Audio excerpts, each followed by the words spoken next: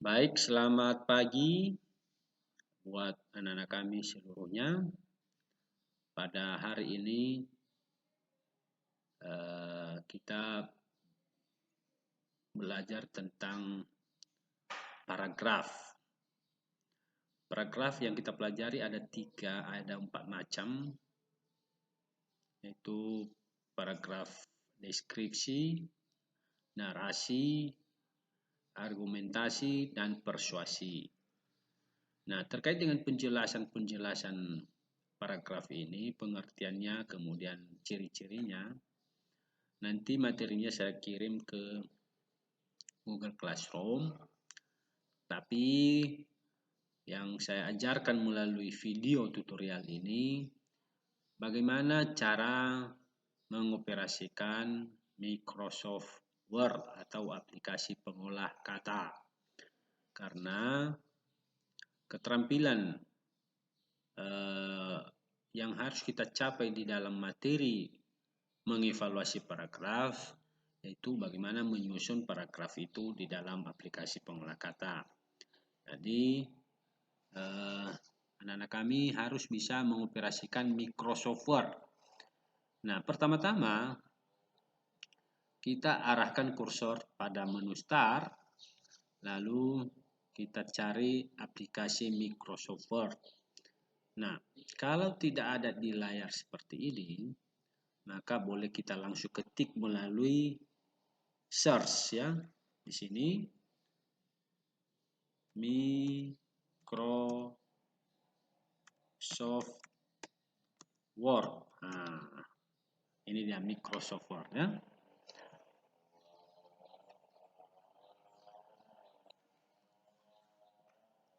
Ya, kita tunggu beberapa saat supaya layarnya muncul. Nah, ini lembar kerja daripada aplikasi pengolah kata atau Word. Pertama-tama saya mau memperkenalkan dulu secara umum apa saja yang ada di layar Microsoft Word ini. Yang pertama-tama dari sudut atas ini ada logo Office button. Di dalam logo ini kalau kita klik ada beberapa menu.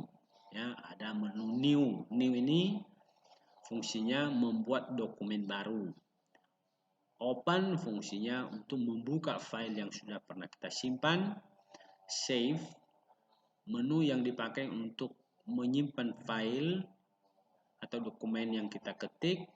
Kemudian save as, yaitu menyimpan ulang dokumen yang sudah kita simpan dengan nama file yang berbeda.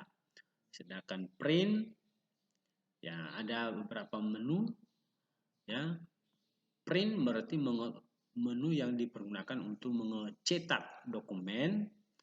Quick print yang mencetak dengan cepat. Sedangkan print preview untuk menampilkan sementara hasil dokumen yang kita kerjakan. Kemudian ini send yang mengirim ke email. Dan close terakhir ini adalah untuk menutup ya, layar. Nah, itu menu-menu yang sering kita pakai ya, dalam mengoperasikan Microsoft Word. Lalu di sebelahnya, namanya di sebelahnya ini Customize Quick Access Toolbar. Ya. Fungsinya ini adalah untuk menampilkan ikon-ikon yang sering atau yang biasa atau yang selalu kita pakai.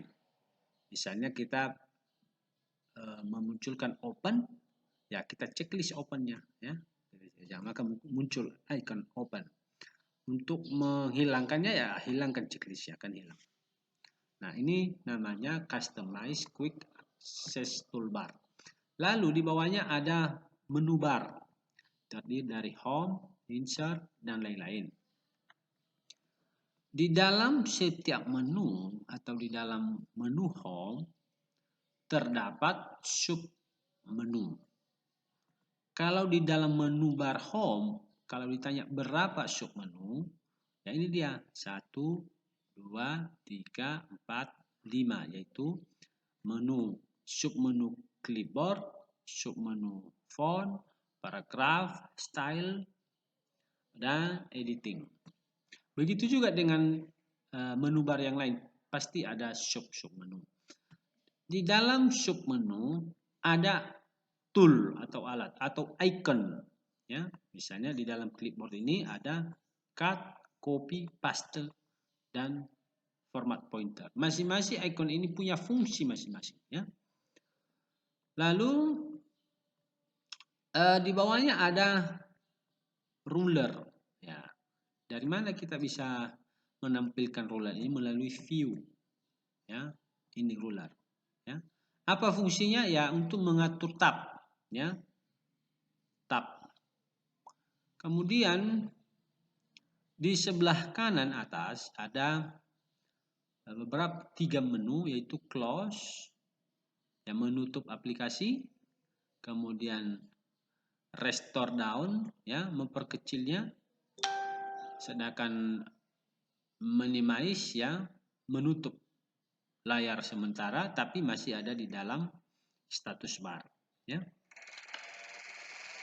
Lalu di sebelahnya ini yang kita bawa ke bawah dan ke atas ini disebut scroll bar vertikal, ya. Scroll ini begini caranya, scroll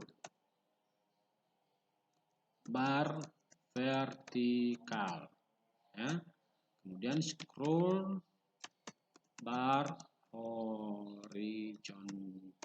Nah, jadi di mana itu scroll bar horizontal? Ini dia, bawah ini.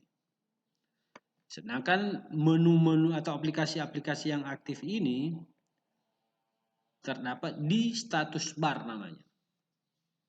Nah, itulah pengenalan awal layar daripada Microsoft Word atau aplikasi pengolah kata. Nah,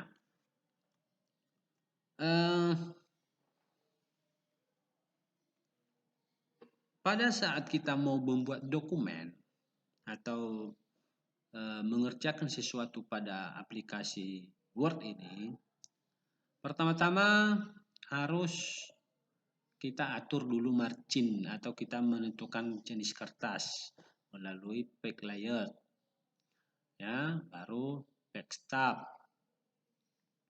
Nah, ini kotak dialog backstab, ya, terdiri dari menu margin, paper, dan layout. Nah, di dalam menu margin ada beberapa menu yang harus kita sesuaikan ukurannya, yaitu batas-batas pengetikan. Kalau top batas pinggir atas, left batas pinggir kiri, bottom batas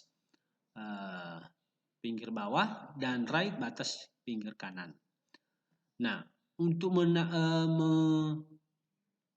menambah atau mengurangi ukuran ini boleh tinggal mengklik saja di atas dan klik juga yang paling bawah ini, atau boleh juga diketik, ya, terserah. Nah, kemudian yang paling penting lagi ada orientation, ya. Kalau portrait berarti kertas yang kita pakai posisinya bisa kita lihat melalui menu preview. Di sini ada preview, yaitu berdiri. Sedangkan kalau kita pilih misalnya landscape, berarti posisi kertasnya tidur, ya, atau secara horizontal. Nah, kemudian di menu paper, ya, ini menentukan jenis atau ukuran kertas, misalnya legal. Kita menggunakan F4 atau folio dengan ukuran lebar sekian dan ukuran tinggi 35,56. Ini terlalu tinggi, tidak sesuai dengan sebenarnya. Biasanya ini 33. Jadi untuk menguranginya ya tinggal kita klik. Nah, Setelah itu oke. Nah, itulah langkah-langkah mengatur ukuran kertas dan batas-batas pengetikan. Selanjutnya,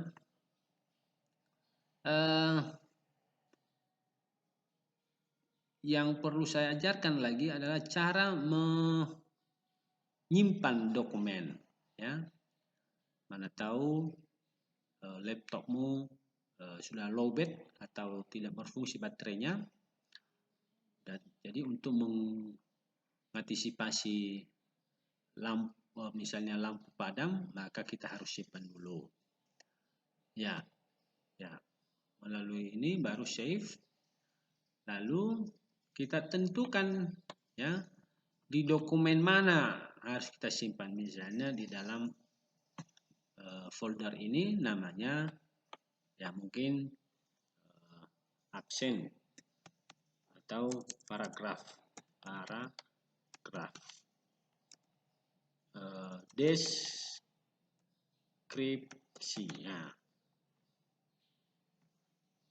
Nah, jadi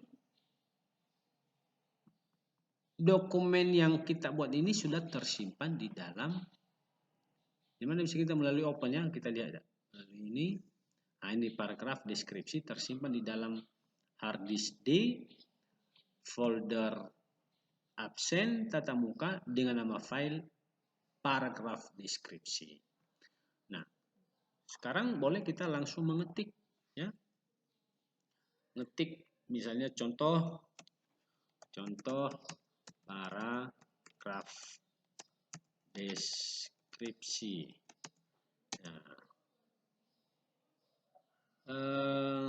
Paragraf deskripsi itu dulu ya, pengertian paragraf deskripsi ya, yaitu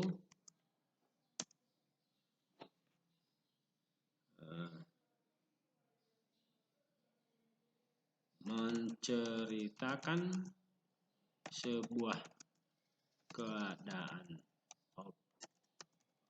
objek dengan tujuan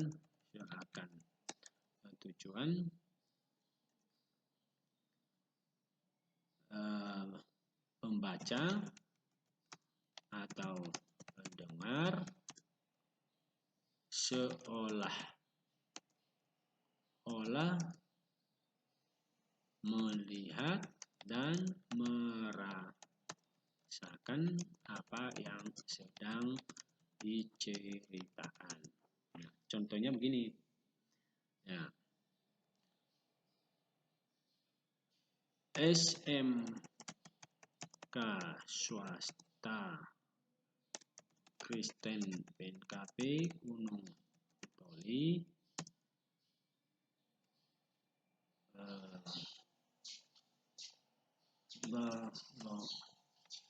berlokasi beralamat di Jalan Pendidikan nomor 7 Kota Gunung Sitoli.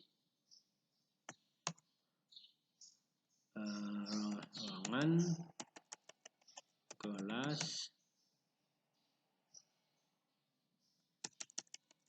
seluruh ruangan dicat dengan warna ungu dan putih. Masing-masing kelas mempunyai taman yang indah di depan. Siswa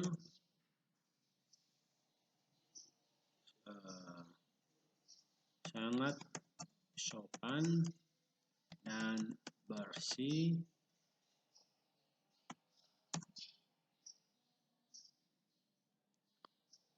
Nah, itu contohnya ya. Nah, gimana cara mengatur spasinya? Ya, misalnya atur spasi, kontrol 5 ya, tekan tombol kontrol 5 dan tekan itu 1,5 spasi. Kalau 2 spasi berarti kontrol 2. Kalau 1 spasi kontrol 1 ya. Kemudian menggeser di sebelah kanan, ini dia tabnya. Nah, geser. Ya, geser ini boleh. Mengetengahkan boleh ini. Ya. Memposisikan teks di tengah, ini ke tengah, atau rata kanan atau rata kiri dan kanan ya. Nah, itulah dasar-dasar